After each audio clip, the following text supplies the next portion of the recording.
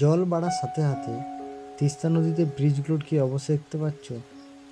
এই ব্রিজটা কিন্তু উদ্বোধন করা হয়েছিল 18ই আগস্ট 2024, মানে বুঝতে পারছো 2 মাস আগে জাস্ট ব্রিজটাকে উদ্বোধন করা হয়। তার মধ্যেই কিন্তু সিকিমে বন্যা এবং বন্যা পরিস্থিতির মধ্যে এত নিচু ব্রিজগুলো কিন্তু অলরেডি জলের তলায় চলে গেছে। এবং তিস্তা নদীর জল কতটা বেড়েছে তার মানে বুঝতে পারছো। এই ব্রিজগুলি ছিল একটা গ্রামের সাথে একটা গ্রামের যোগাযোগের মূল কেন্দ্রবিন্দু।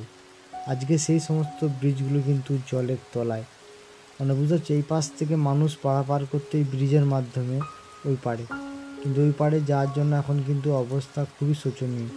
এবং এই ব্রিজগুলো পুরো কিন্তু পলি কাদা মাটিতে কিন্তু ভর্তি হয়ে গেছে। সিকিমের এরকম আপডেট ভিডিও পাওয়ার জন্য অবশ্যই চ্যানেলটাকে সাবস্ক্রাইব করে পাশে থাকা বেল আইকনটাকে প্রেস করে দাও। আর যারা ফেসবুক পেজ থেকে ভিডিওগুলো দেখছো তারা প্লিজ পেজটাকে ফলো করে দাও।